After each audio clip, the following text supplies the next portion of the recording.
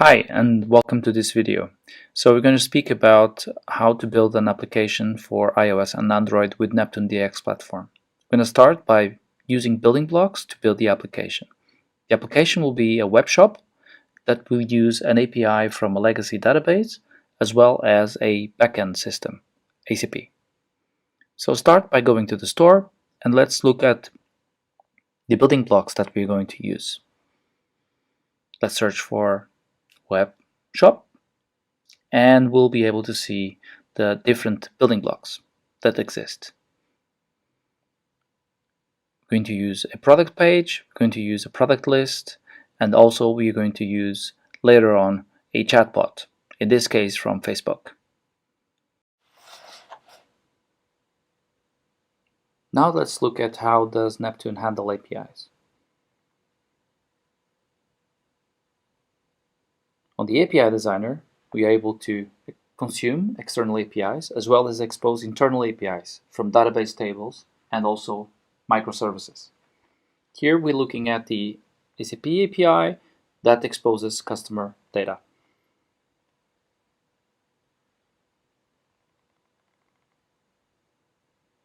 We can stage the API and we can see the result in JSON. But we can also see directly from the database schema the tables. We can also manipulate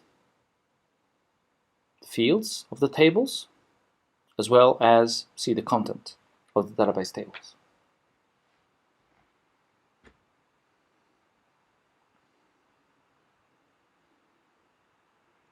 Now let's go into development and app designer. Let's start building our application. Application create, give it a name. We can use templates or building blocks. Today we're going to use building blocks. On the left hand side of the IDE you have all of the different UI components, high charts and different UI components. And in the middle you have the application that you're building. You can drag and drop the components from the left to the right and also in between. So right click and let's see the building blocks. So web shop, and let's pick the product page. We can display it and then insert it. All the elementary components of the building block are then exposed. We can preview the application and we can change the settings of the preview. So we're going to preview now a mobile device.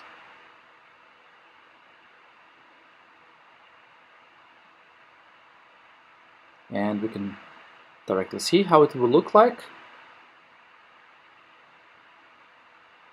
All the applications are responsive and therefore they're easy to simulate. So by clicking on the actual live application, the IDE will tell you which component are you interacting with, and therefore on the right hand side expose the attributes. I just changed the name of that title that's on top to my webshop. Now let's use another building block. Let's add the product list. Previews and insert. Activate and re-renders. I'm going to remove the icon and I'm just going to use the image.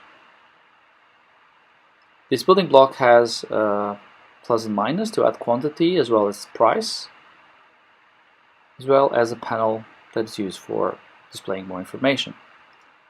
So now let's connect data, a REST API. Let's connect it to the product's API. Pick the name of the REST API from the API designer as well as the operation. You can also simulate the API and stage it here using the Shredder UI.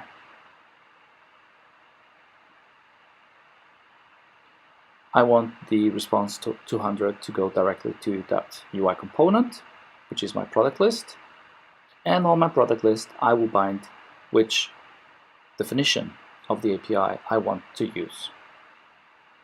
Now I'm going to the picture and connect directly with the field image coming from the API. Click on the preview and change the description where it says product description. Where I have product number, let's add the EAN number. We're going to use it later to do scanning.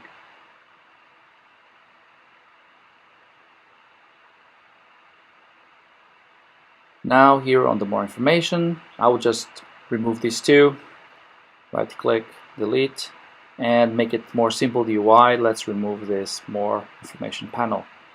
Activate, and it's re-rendering already with the response of the API. So you can see the product description, the AN, and the picture. Now let's bind the quantity and the price. Quantity, now the price. And also the currency.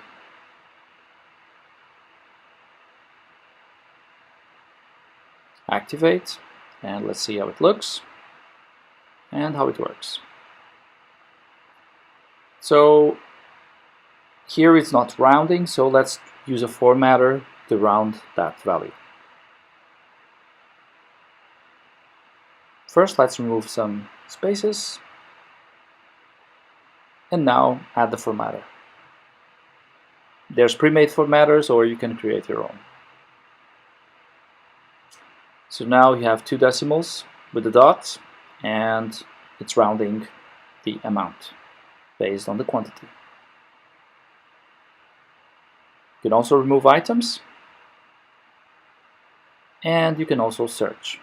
So for the search now, let's search directly on a field that the API is returning. Let's search on the description.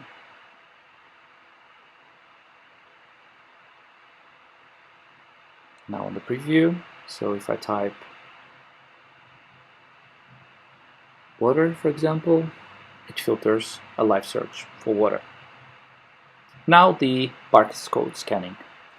This we use a Cordova plugin to use the camera of my mobile device as an elementary barcode scanner.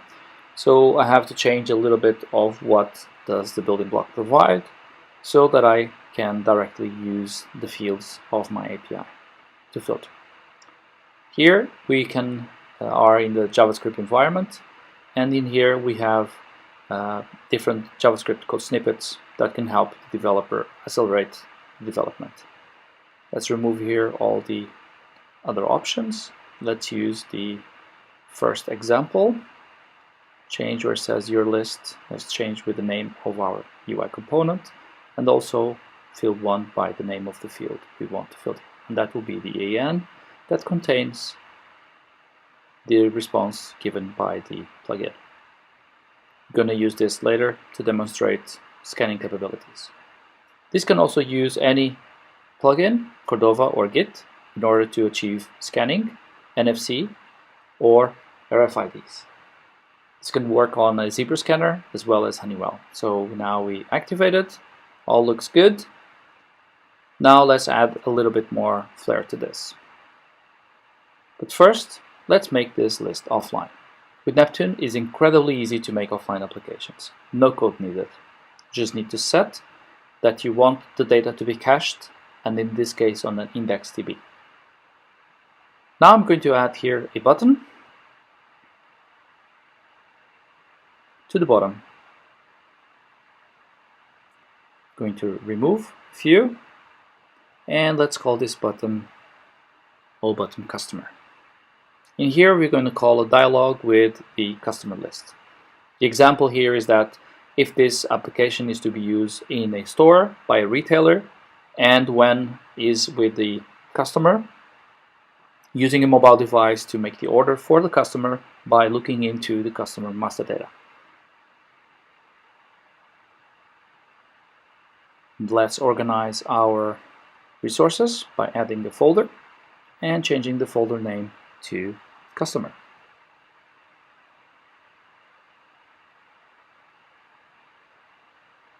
Now let's use another building block and put in some UI that will be used for the customer. Here we have the UI,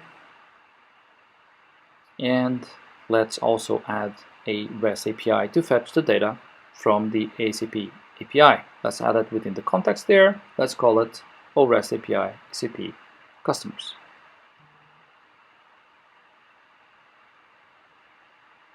We're going to use a multimodal. The REST API response is nested, therefore we're going to use a multimodal.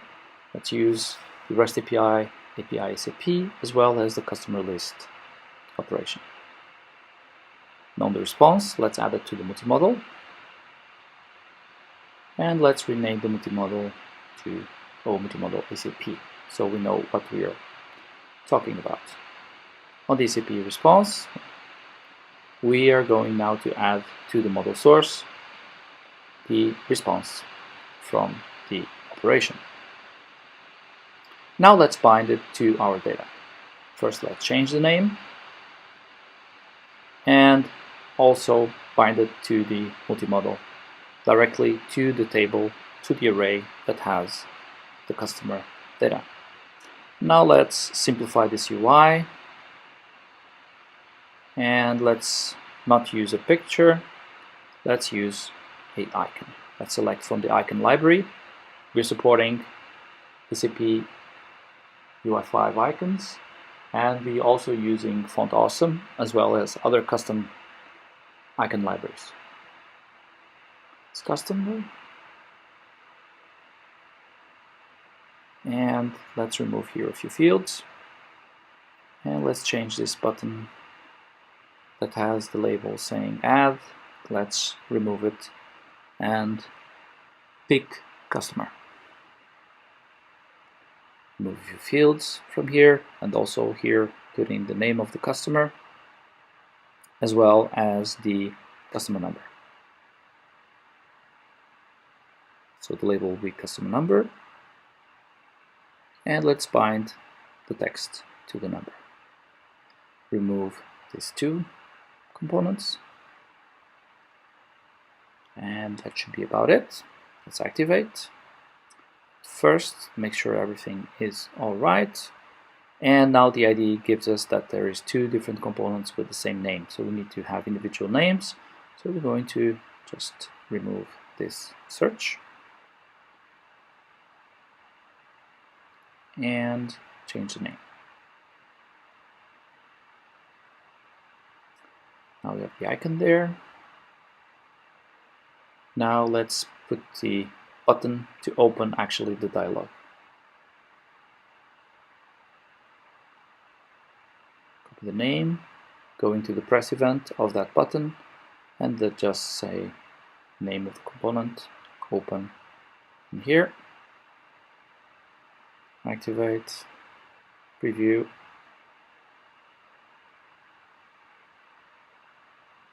and now we have our customer list.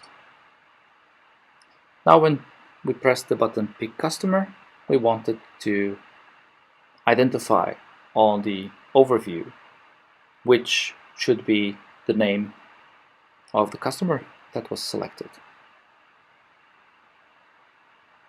So let's go into the press event, and in here let's make a few changes. Let's figure out which data has been selected, which customer has been selected. So here from the JavaScript code snippet, we will select what we need, and since we're using a multimodal, we're going to use the multimodal.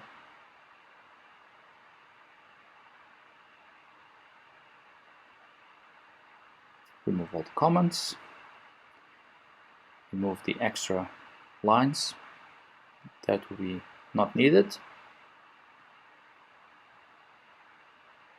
and let's put it all in the right sequence.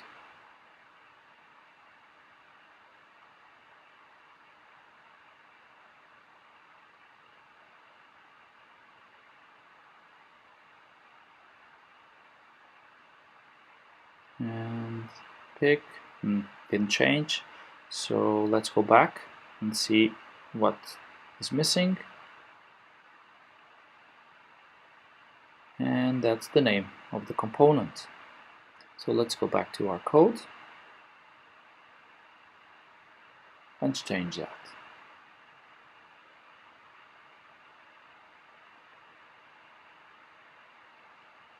It's quite easy to debug and troubleshoot the application.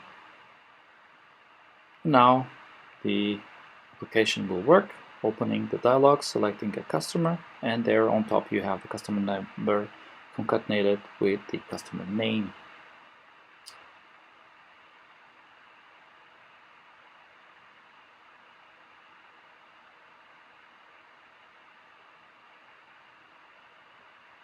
Let's add now some extras, a new folder, and we're going to add a functionality building block to so that when the user clicks on the picture, the picture will be zoomed to full screen.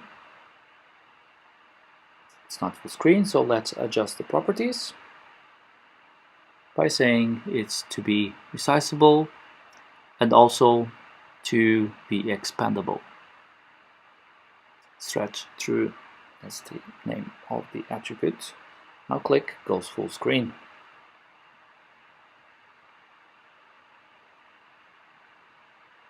Now let's remove this extra buttons that we will not be using in this use case.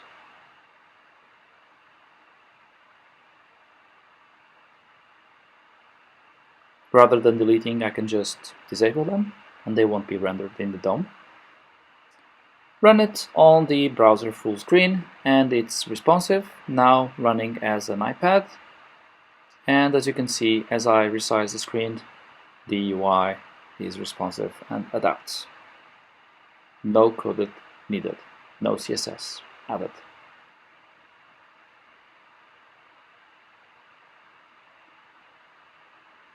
Now let's see how this looks. First, working with offline functionality, how does the deployment to a mobile device works, and also a barcode scanning. So let's go and do just that. So offline functionality, we already added it to the application, and we need to also add the way how to deploy to the mobile device. So let's go back to our cockpit and go over to tile and create a tile, a card for our application. Let's give it a name.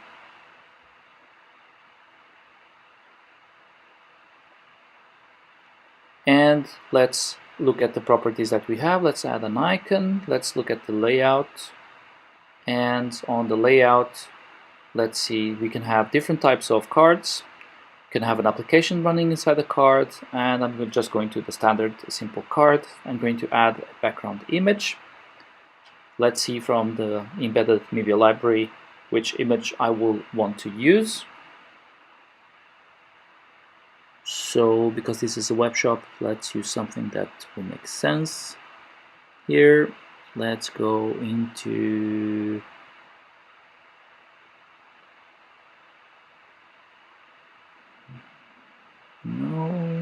let's find something more interesting. Yes, let's use this, the Sun Store. So save. Now we'll have to add an action to it. The action, we're going to put the application that we just built, save. We can also connect this directly to roles and authorizations that can then be connected to LDAP. That will make it role-based access on all kinds of devices. Now we're going to add it to our tile group or card group and add our card. Let's move it in priority so it will be rendered on the top of the launchpad or dashboard, and let's run it. And as you can see, it's there, the first one on top left. Let's open. We have our data, we have our functionality. Now let's look at how it all comes together on a mobile device.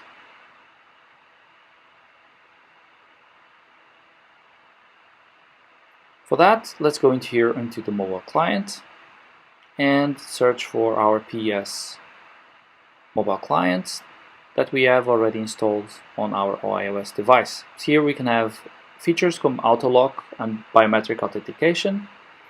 We can package for iOS, Android, and Windows 10, and we can add any Cordova or Git plugin to the mobile client. You can also search any NPM modules and add them to the client. You can also add push notifications using Firebase.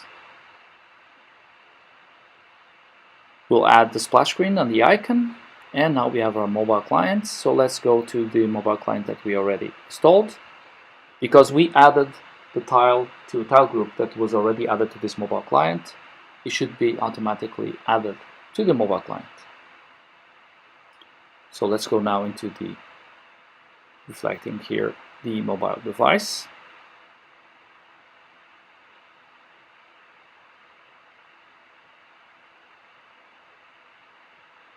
And here it is. Now I'm opening the mobile client. I can previously I have authenticated using my user and password towards my IDP, and now on the second try I can use my biometrics to log on, or a PIN code. See our application.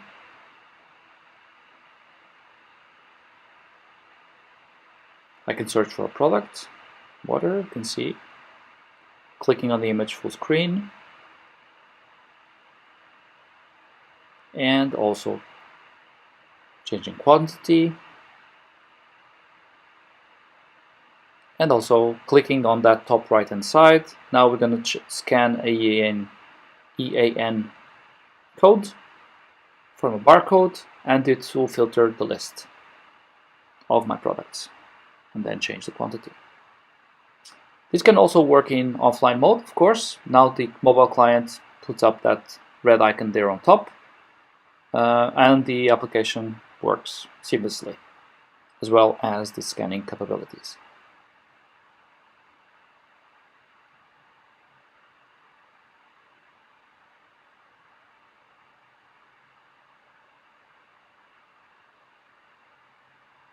Let's look at another example. So let's go back to our mobile client, and let's choose here the Neptune punch card, which is a demo application that mainly has as a functionality simulating a service worker that needs to have offline maps. So in order to download the maps, I need not to be in offline. So going online, zooming map to the right and clicking on download. It's downloading now, all the maps, and now I can go into offline. Let's zoom in, zoom out, and zoom in, and then I can see all the different areas where I need to work. Let me position on the facility so that it's geofenced. Start the work, and while the work is in progress, I can collect evidence through the camera. Let me remind you that we are running in offline, and you can take multiple pictures, of course. You can record audio, video, etc. Now let's finalize our action, our operation, and for that I will require to save it first, and then after saving I will be able to complete it by signing. The signature is captured. Now I can see that my marker on my map is green, so that they can move to the next one and do the same. And sign. That's it. Very simple. Performance is very good, and you get offline functionality, deployment to mobile, and barcode scanning. Let's go back to our IDE. Let's add now a folder where we're going to add a chatbot functionality. So right click building block, and let's select this building block and add. Now let's make some changes by adding a new building block, which is a floating button. This floating button will be available on top of the application, and it comes with extra components and on the documentation on the store explains how you should handle it. So let's add our button where it should be, but first of all, let's add the scrolling container to the page.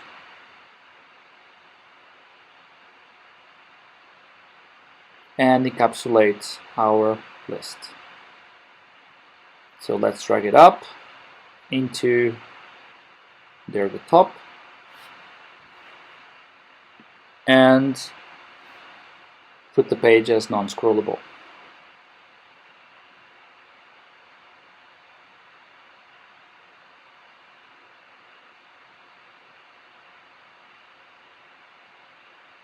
Now let's add the button, the floating button where you want it, in the bottom,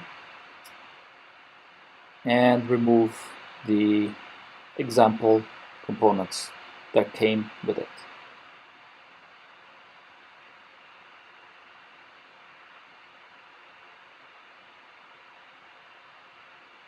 Let's activate and see how it looks. Another warning. Okay, we need to change the name of this.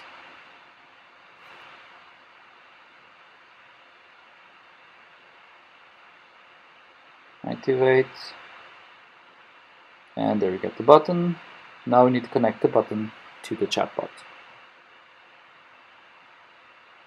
Let's get the name, and on the action on the button, change the name of the component, activate, preview, and there you go.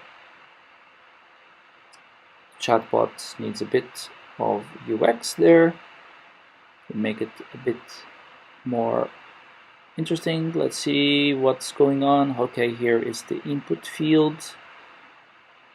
That's, yes, it's the input field. So the width of the input field is too big. So let's search for that component. There you go. It has to be smaller. Let's put it 50%. Okay, chatbot, let's type something. Hi. Answers back. Since I'm not using dashboard or launchpad, it will not identify me as the user. So we've shown the chatbot integration and voice to text. For that, we need to run it on the mobile device. So let's do it. As I unlocked, automatically the application is refreshed, and I already have my chatbot. So let's open the chatbot and let's click on the audio. Hi.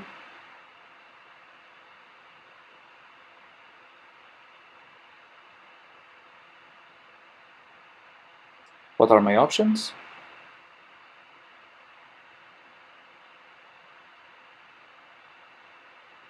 And there you go.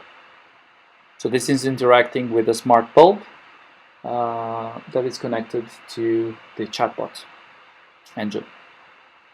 This is just an example.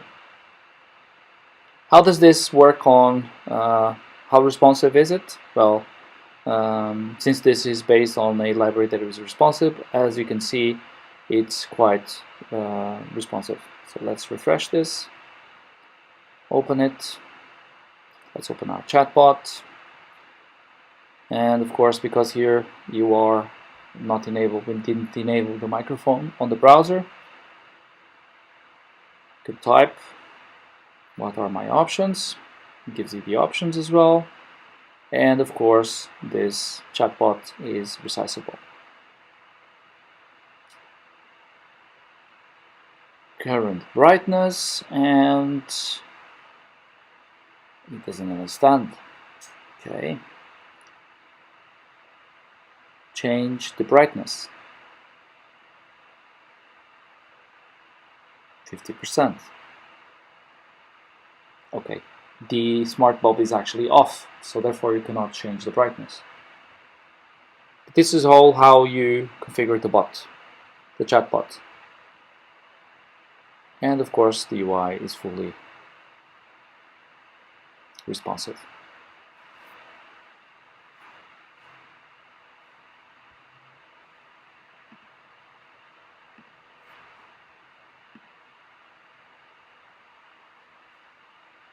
Let's go back here to our list. And for progressive web applications, it's a no-code solution. So the configuration, the icon and splash screen to activate the service worker is completely no-code. It's a setting that you do on the Launchpad.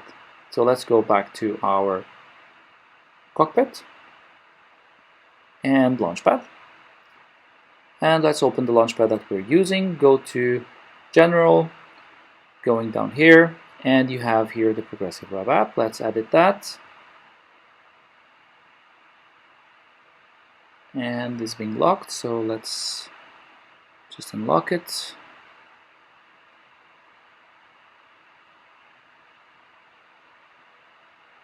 As a admin, I can unlock it directly. And let's select the Launchpad and remove. Going back to our Launchpad. And now I can edit. Let's go down to the Enable Progressive Web Application. Say that I want it to be a standalone. Now let's add to the media library the icons that we are going to use. Let's add a folder, PWA, and let's find the folder. And here it is. Now let's add the files directly from my laptop. And they uploaded. Now let's go back to the Launchpad and use this.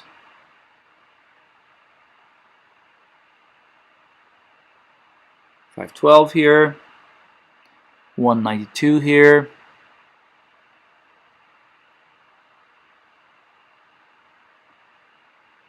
and let's copy this one, 512 as well down here, and then let's change the color. This color is going to be used, as you will see, on the top title of the PWA.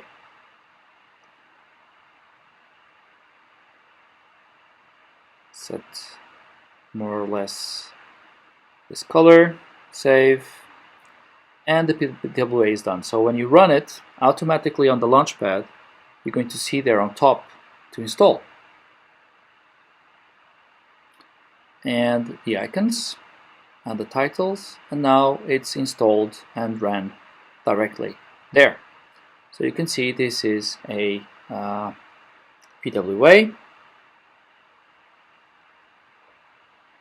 So now let's copy the URL, go to the browser, activate the debugger development tools, go to audit, and run a audit with Lighthouse, generate report, first for mobile,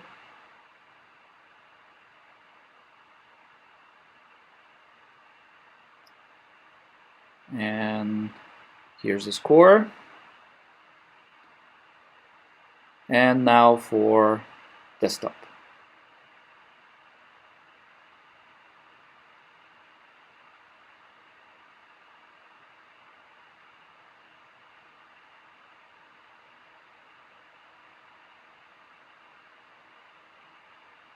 Now let's run this on a mobile device.